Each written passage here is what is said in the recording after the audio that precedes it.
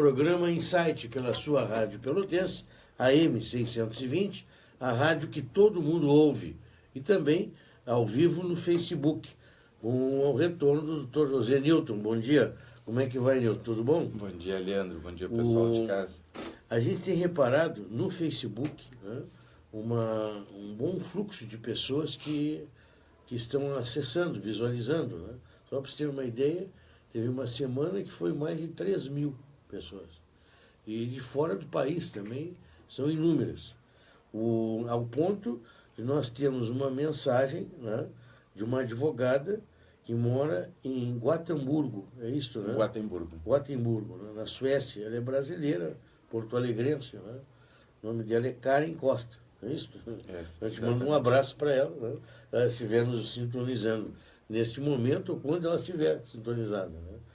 Pelo fuso horário. Pelo fuso horário. É diferente. Né? Então, e uma das perguntas que ela encaminha, eu acho muito pertinente, né? E bom de abordar, né? As consequências na família, né? E como ela se conduz com famílias que têm pacientes com problemas mentais. Podem ser graves, podem ser leves. E uma das sugestões que ela propõe, né, já começa pela bipolaridade. Quer dizer, um integrante da família é bipolar, e com seus comportamentos. E evidentemente que essa doença, muitas vezes, ela tem uma evolução, né, e tem o seu início. Como a família se conduz, né, nesse sentido, desde que desperte, né, que ela esteja, e também ajude ela a se tratar, né, doutor Nilton? Bom, nós teríamos primeiro, antes de mais nada, que fazer uma pequena distinção entre as enfermidades, as doenças graves e as menos graves, digamos assim, em termos de transtornos mentais. E separaríamos isso em dois grandes grupos inicialmente. Temos as doenças psiquiátricas, que são doenças mais com transtornos mais graves, com alterações mentais, para dizer de uma forma simples, as pessoas nos acompanharem em casa, mais severas. E temos as neuroses, que é um outro grupo de doença menos severa. Todos nós, por exemplo, somos neuróticos. Existem diferentes graus de neurose, diferentes tipos de neurose, assim como nas doenças psiquiátricas. As neuroses, para iniciar de trás para frente, todas elas são passíveis de tratamento através de tratamentos psicológicos, seja com a técnica psicanalítica ou outras técnicas. Então, o indivíduo que tem uma neurose de angústia, por exemplo, que hoje chamam de síndrome do pânico, um indivíduo que se angustia, tem um ataque de angústia, do nada se acorda de madrugada, em determinado momento no trânsito, ou em qualquer lugar, com aquele aperto no peito, a sensação de morte iminente, uma sensação de que algo muito ruim vai acontecer, perde o controle, se desespera. Isso é uma neurose de angústia e pode ser, e certamente é tratável através das técnicas psicológicas. Essa pessoa provavelmente vai precisar, num primeiro momento, uma certa medicação para diminuir a ansiedade dela, e depois seguirá vendo quais são as motivações inconscientes que fazem que ela tenha esses ataques. Ela é pega de surpresa internamente. Uma vez que você descobre isso, se desfazem os sintomas e a pessoa resolve isso para sempre. Então, aqui nós temos um exemplo de neurose e como se trata.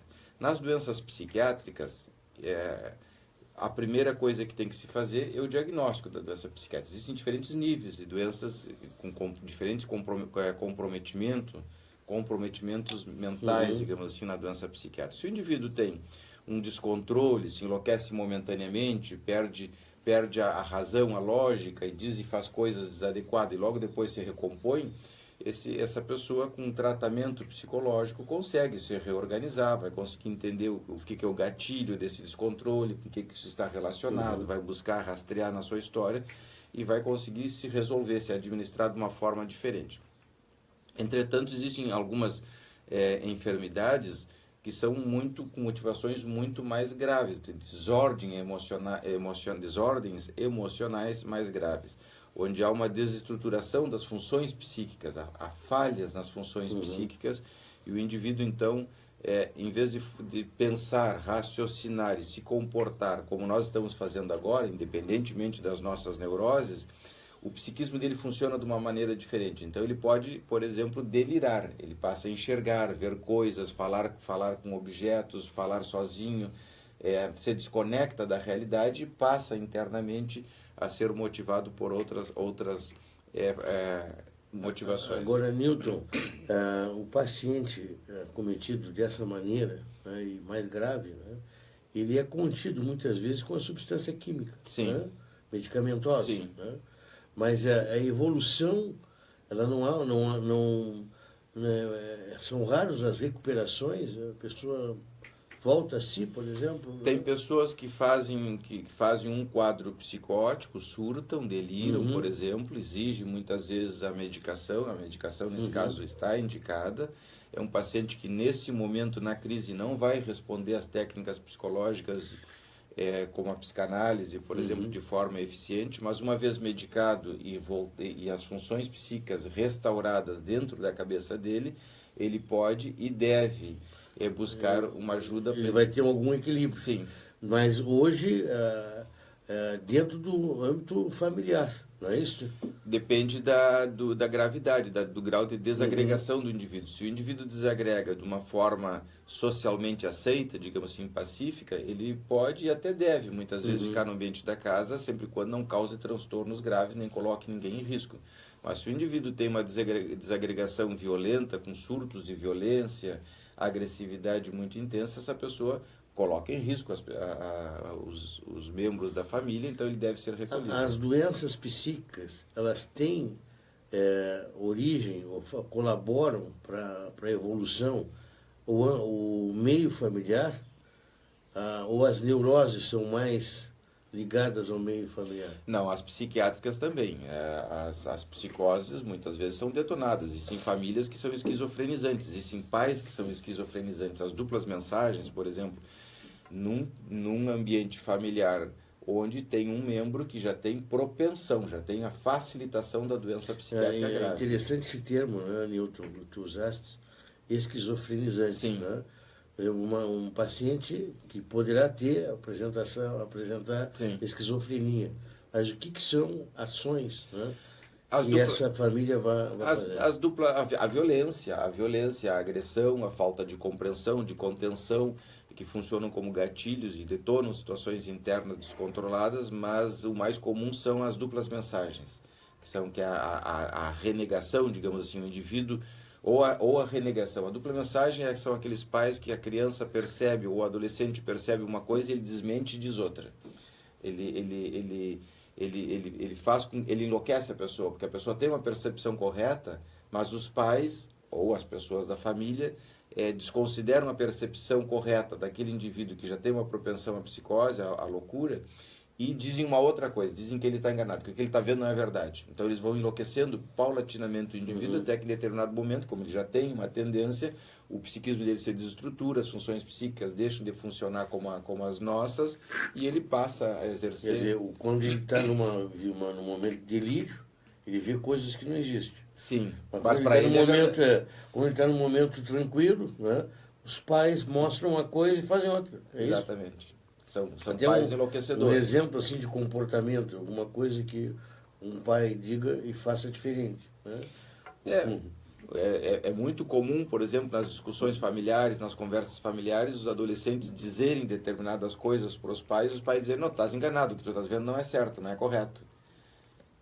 E, no entanto, aquilo que o adolescente está dizendo é o correto. Os pais, por uma questão interna de não terem que parar, examinar, fechar para balanço e modificarem as suas atitudes e condutas, por exemplo, suponhamos que o pai tem uma amante. E o adolescente começa a perceber Tenha constatado, viu? Ou até, de repente, tem a percepção, se dá conta que tem algo errado naquela relação de casal e começa a denunciar de alguma forma. Como aquilo vai provocar um mal-estar muito grande na relação de casal, tanto o pai quanto a mãe começam a dizer que ele está louco, que o que ele está percebendo não é verdade. Que o pai até sai, volta à tarde, eventualmente faz alguma pescaria, alguma caçada que não vai para o campo, o carro não volta embarrado, não tem peixe nenhum, não nada, sai de terno e gravata para pescar, por exemplo, e o filho percebe, começa a questionar e diz, olha, tu estás louco dizendo esse tipo de coisa, tu estás completamente equivocado, não existe nada disso, é da tua cabeça. Então, vão paulatinamente, progressivamente enlouquecendo a pessoa. Quando o indivíduo já tem a propensão à desagregação, em algum momento ele pode, e de fato vai desagregar. Então, a essas pessoas nós chamamos de enlouquecedoras ou esquizofrenizantes. Claro, é um exemplo só, evidentemente, pode ser em mil situações diferentes. Agora, nesse caso, nós temos uma patologia muito severa, o indivíduo vai desagregar, as funções psíquicas vão deixar de funcionar em determinado momento. E ele vai delirar, por exemplo, ele vai sair do ar, provocado pela situação familiar. Então, aqui nós temos a família interferindo, agravando, agregando, digamos assim, valores negativos a uma pessoa que já tem uma tendência à desagregação. Se, por outro lado, a família entender isso com profundidade, ter todo o cuidado, evitar esse tipo de transtorno, ter a consciência de que esse membro da família exige, necessita um cuidado extra com relação às atitudes, à transparência, etc, etc, essa pessoa vai funcionar melhor. A gente poderia dizer assim, ó, a evolução da doença, ela tem uma evolução natural, não é? Mas ela pode ser acelerada pelo meio familiar. Tem pessoas que têm a tendência a uma doença psiquiátrica grave que passam a vida toda e não surtam jamais, não desenvolvem a doença. Se percebe que tem determinados aspectos, eventualmente diz ou faz uma coisa que é um pouquinho desadequada, que quem tem uma percepção maior percebe que tem algo estranho naquele indivíduo, mas o indivíduo casa, trabalha, tem filhos, se relaciona e tudo mais. Por quê? Porque tem uma família que de alguma forma criou condições para que a doença não se desenvolvesse. No entanto, pode em determinado momento morrer o pai ou a mãe e ele surtar, porque aí tem um impacto traumático muito grande que desorganiza ele psicicamente. Aquela ordem toda que ele tinha, que era muito tênue, se desmancha de alguma maneira, se fragiliza e pode o indivíduo a partir daí surtar. Alguns surtos duram para sempre, mesmo medicado, o indivíduo fica relativamente surtado para a vida toda, e algumas enfermidades, com a medicação e o passar do tempo, volta a haver um ajuste, as funções voltam a funcionar de maneira adequada e o quadro, como se diz, limpa o quadro psiquiátrico. Às vezes limpa pela medicação, que é o mais frequente, outras vezes acontecem fatores na vida que levam a que o quadro limpe. Por exemplo, um adolescente pode surtar no convívio com os pais, porque os pais são enlouquecedores, e 10 anos depois de se manter enlouquecido durante 10 anos, mesmo medicado, e em determinado momento um dos pais, que é o mais enlouquecedor, morrer e haver uma descompressão dentro do ambiente familiar e aquele surto que o indivíduo estava mantendo, sustentando graças ao convívio com aquelas pessoas, desaparece. Então ele limpa o quadro a partir da morte de um determinado membro da família. Perfeito. Por quê? Porque internamente aquilo se associou com... Nós estamos usando o exemplo da esquizofrenia, né? Quase, né? Mas o bipolar, ele também tem comportamentos que acabam desajustando, às vezes, a própria família, né, Milton? Os transtornos bipolares são transtornos muito agressivos para a família, porque o indivíduo oscila da depressão à mania, de uma forma muito violenta. Vamos pensar num transtorno grave, onde o indivíduo fica deprimido, muito deprimido durante um tempo, é necessária medicação antidepressiva para que ele possa se ajustar, um tratamento psicológico concomitante, eficiente, que ajude ele a pensar sobre essas questões todas. Em determinado momento ele pode dar uma virada, que é o termo que se usa na gíria, e desenvolver um quadro maníaco, por exemplo.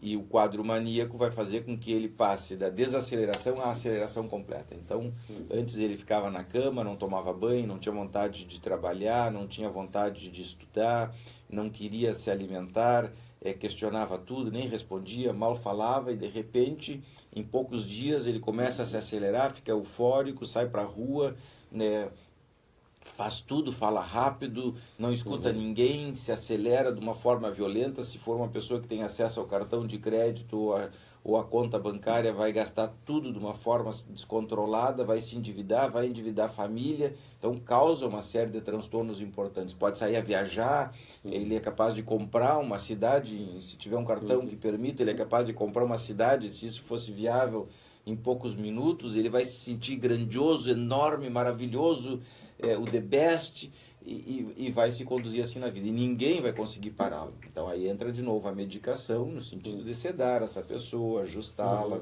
fazer com que a sua lenta, é como se fosse um carro desregulado, ou a lenta muito baixa que apaga o motor toda hora, ou muito acelerado. Por que ele precisa disso, Newton? De comprar, de se tornar não necessariamente comprar. Magnífico, vou dizer assim, né? Por uma grandiosidade, porque os mecanismos maníacos, eufóricos, que aceleram, fazem com que o indivíduo se sinta grandioso. Então ele pode, inclusive, delirar em determinado momento e se colocar na cabeça e começar a se autodenominar Jesus Cristo, é muito comum. E aí já são outros delírios também que tem que ver com outras coisas, né? Mas eu estou fugindo um pouquinho estou ampliando um pouco o pensamento. Quando o indivíduo fica muito eufórico, muito grandioso, ele pode se autodenominar rei, imperador, Jesus Cristo, existem várias figuras que às vezes até aparecem na televisão ou na mídia, se autodenominando Jesus Cristo e tudo mais.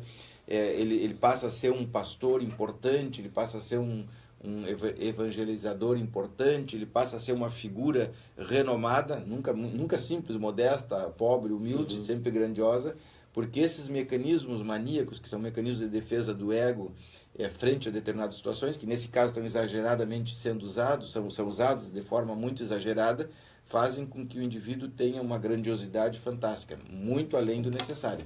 Na vida normal, uma pitadinha de mania é legal, para que o indivíduo se sinta um pouquinho acelerado, digamos, o suficiente para sair da cama, para ir para o trânsito, para vencer as coisas da vida. Uma pitadinha de narcisismo é legal, para que o indivíduo se goste, se arrume, tome banho, faça barba, coloque perfume, compre uma roupa nova, ou a senhora ou a menina que se cuida, etc. Uma pitadinha. Uma pitadinha de cada coisa faz parte da normalidade, digamos assim. Quando o indivíduo adoece, é porque dentro dele viraram muito de um só condimento. Então o indivíduo fica muito narcisista, é um indivíduo que não reconhece ninguém, que não dá bola para ninguém, que só olha para o seu umbigo, que só se considera, que estabelece relações unilaterais, que só pensa nele, o que é dele é melhor que o dos outros, o que é dele vale mais que o dos outros, e assim sucessivamente. São relações amorosas onde quem está com ele sofre um monte, porque o indivíduo nem sequer é reconhecido como tal. É como se fosse um prolongamento da vida dele. É um braço com uma mão na ponta. A mão na extremidade é a mulher, ou os filhos, por exemplo, que tem que estarem ao serviço dele. Ele desconhece a pessoa como alguém independente dele. A pessoa passa a ser algo associado a ele, ele não reconhece a pessoa como um indivíduo. Aí nós temos o narcisismo exagerado. E a gente tem uma pitada de cada coisa, né? E é comum, quando a pessoa começa a ler sobre psicologia e as características de cada perfil, né, você se identificar com alguns comportamentos. Sim. Que é natural. Todos nós temos um pouquinho disso. Ninguém está doente por causa disso. A normalidade, né? É assim. Essa é a normalidade. Um pouquinho de cada coisa. Um pouco de cada coisa. Mas nós temos um pouco de maníaco, um pouco de esquizofrênico, Sim. um pouco... Né? O que faz desencadear esse aumento, né, são outros fatores. Na verdade, quando tu te referes a isso, estás falando dos mecanismos de defesa, que são do ego, no caso, estão ao serviço do ego. Ou melhor, são do ego e estão ao serviço do psiquismo, eventualmente de alguma parte que não é muito saudável, e aí aparece a doença. Os mecanismos de defesa, eles surgiram evolutivamente na cabeça das pessoas para defender o ego. O ego é uma instância psíquica que tem a capacidade efetora, ela que executa, que coloca em prática os processos que vão acontecendo dentro da nossa cabeça. Estou tentando encontrar palavras muito simples para as pessoas nos acompanharem em casa. Estamos falando de coisas altamente complexas. Então, as funções entre as funções do ego, digamos assim, de exercer, de botar em prática, suponhamos que o indivíduo tenha sede. O indivíduo tem sede, é uma sensação que surge de dentro dele. Em determinado momento, a sensação que surge do corpo aparece na consciência e é preciso que uma instância dentro da cabeça do indivíduo alerte ele, examine o ambiente onde ele está, identifique onde tem água e ajude, faça com que ele vá até lá de forma adequada e tome água. Então, essa função de ajustar, de organizar, de executar, é do ego. O ego, que é esse órgão efetor, ele, então, sofre pressões de vários lados dentro do indivíduo. Ele sofre pressão da realidade externa, que cobra, de alguma maneira, a presença dele. Suponhamos que a realidade externa, num dia maravilhoso como hoje, de céu de brigadeiro, diga para ele que ele tem que sair para a rua, que a pessoa tem que sair para a rua, que a pessoa tem que se energizar, tomar sol, etc. Mas suponhamos que o indivíduo esteja deprimido. Então, como é que o ego consegue tirar o indivíduo da cama e levar através da muscularidade para a rua e tomar sol, se ele não tem vontade de estar desenergizado? O sol nem sequer é importante para ele naquele dia. Ele não tem nem vontade de abrir a janela, quanto mais tomar sol. Mas os mecanismos, né, de defesa, entre aspas, né? Porque não é defesa, não sei o que é defesa e o que não é defesa. Então, né? aí é onde... há algum mecanismo que te castra o ego. Né? Então, ele te tranca o ego, vou dizer assim. Né? Normalmente as pessoas que não têm um conhecimento de psicanálise ou de psicologia profunda acham que os mecanismos de defesa são no sentido de defender o indivíduo. Na verdade, os mecanismos de defesa são para defender o ego, independentemente do indivíduo. Se o ego julgar que determinada tendência, por exemplo, ir à praia, é muito ruim para ele, vai exigir demais dele, ele vai ter que mobilizar dentro dele uma série de coisas importantes, dentro do psiquismo daquela pessoa, uma série de coisas importantes, proibições, conflitos, fantasias de tudo quanto é tipo. Suponhamos que ir à praia tenha que ver com o erotismo, com o corpo, com a sexualidade, com a sensualidade, aquela pessoa seja muito reprimida, tem uma história de que ela tinha que andar sempre muito vestida dos pés à cabeça, que os pais estavam o tempo todo dizendo que ela tinha que ser comportada, que fecha as pernas, que não mostra a calcinha para a menininha pequenininha, o menino, e assim sucessivamente. Então aquele ego já tem dentro dele uma série de restrições, e de repente está aquele dia maravilhoso. Então, como é que ele lida com isso? Tensões de toda ordem dentro da cabeça do sujeito, a nível totalmente inconsciente. Nós não temos notícias disso. De repente, ele pode lançar mão de um determinado mecanismo que seja bom para ele, mas não necessariamente para o indivíduo. Suponhamos que essa pessoa, em determinado momento, utilize a racionalização, por exemplo, que é um mecanismo de defesa. A racionalização e diga, não, realmente está muito ensolarado, está legal todo, mas hoje não, hoje é um dia que eu vou tirar para mim, aqui vou ficar deitado, vou ligar a televisão, vou fechar as cortinas, eu nem vou abrir a janela, porque... Um baita dia, e o cara trancado. Né? Então, mas resolveu um problema para o ego, porque ele não teve que se enfrentar com essas situações todas internas, de ter que resolver esses conflitos, essas proibições todas e ir para a rua. Então, os mecanismos de defesa são para aliviar as tensões do ego, não do indivíduo. E ao mesmo tempo, e aqui é o mais importante para as pessoas em casa, são os mecanismos neurotizantes. Sim, mas Newton, quando ele racionaliza, o que ele está utilizando? Ele está utilizando a sua própria inteligência, né, a serviço do próprio ego. Está aliviando o ego. Como uma defesa do ego, Sim. e não uma defesa dele. Agora não preciso mais ir para a rua. Por quê? Porque vai passar um jogo de futebol fantástico, maravilhoso. Criei um argumento... Um álibi. Um álibi que não tem como, né? Quando isso é usado em exagero, surgem as doenças. No caso, as neuroses. As neuroses são provocadas fundamentalmente pelos exageros dos mecanismos de defesa. Então, os mecanismos de defesa que, ao mesmo tempo, aliviam e protegem o ego, são neurotizantes quando usados em demasia. A repressão é o exemplo disso. Um indivíduo muito reprimido, um indivíduo que tem vergonha de tudo, que é muito pudoroso, que não pode nada, que não pode pensar, que não pode falar em voz alta, que não pode mostrar o corpo, que não pode nada. É um indivíduo muito contido, que renuncia à vida, que abre mão de tudo, de todos, que não pode nada. Então, isso é uma neurose, provocada por exagero do uso de um mecanismo de defesa chamado repressão, que é um mecanismo que está ao serviço do ego. Então, o exagero do uso dos mecanismos de defesa... Mas como se instala no ego essa visão repressiva, né, Nilton? Não se instala, já nasce com o indivíduo. Nasce com o indivíduo. São mecanismos psicofisiológicos, digamos assim. Todo mundo tem repressão, todo mundo tem a intelectualização, todo mundo tem a possibilidade de se acelerar e ficar um pouquinho eufórico. Carnaval é um exemplo disso. Jogo de futebol, Copa do Mundo. Quem não fica eufórico na Copa do Mundo? Esses mecanismos, existem momentos, inclusive, que esses mecanismos ficam facilitados universalmente. Mas uma coisa é o indivíduo ficar eufórico com um jogo de futebol, uma final. Sim, o que mobiliza a massa muda o indivíduo. Muitas vezes. É interessante que o comportamento sim, da massa conduz o indivíduo. Com certeza. É interessante. Porque estimula o uso, digamos assim, de alguns desses mecanismos. Estamos falando genericamente, evidentemente. Agora, em condições normais, todos nós temos um pouquinho disso. Porque já nascemos, o psiquismo nasce conosco.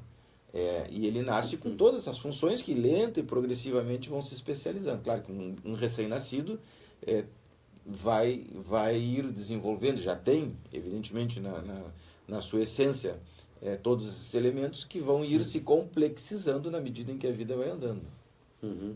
Nível de inteligência, né? Não ajuda a se conduzir numa doença? Não. Porque ele também ele atua na parte Sim. de racionalização. Quanto mais é inteligente o indivíduo, mais sutis e inteligentes são os sintomas. A forma como se utiliza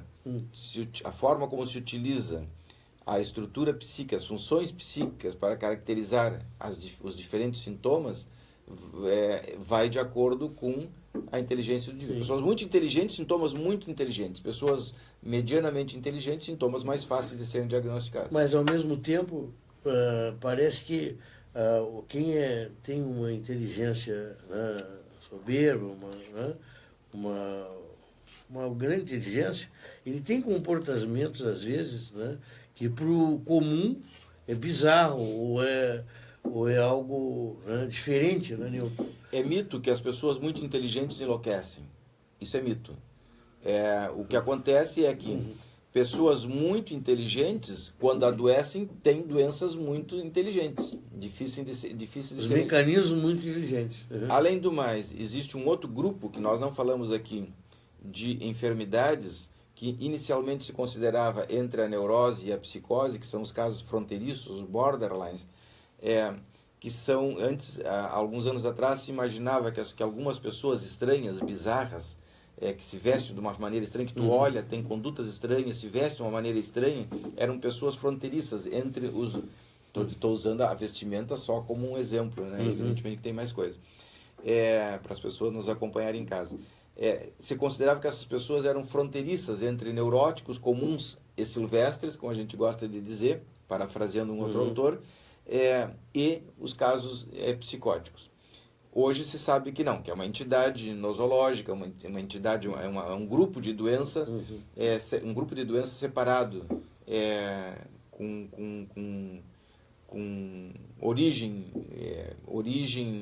e desenvolvimento a parte da neurose da psicose. São os casos chamados fronteiriços. Muitas vezes esses pacientes têm comportamentos estranhos e bizarros, são muito inteligentes, na maioria das vezes, e ao mesmo tempo têm condutas que nos chocam. Dizem coisas ou fazem coisas que nos chocam. Depois voltam a funcionar de forma normal, eventualmente de novo fazem coisas estranhas, se comportam de forma estranha e novamente voltam a funcionar de maneira comum. Agora, Nilton, nós vamos fazer um intervalo comercial, né? Evidente que a pessoa que ela destoa, ela é diferente do grupo, né? O grupo cria rótulos, que muitas vezes são frutos dos próprios preconceitos deles próprios, né? E isso incrementa, muitas vezes, né? Se é doença ou não. Sim. É uma prova para a pessoa saber se ela vai ficar doente ou ela supera. Sim. Né? E isso aí, dentro do próprio núcleo familiar, deixar de lado ou estar junto faz diferença depois do intervalo. Nós vamos às mensagens gravadas e já voltamos.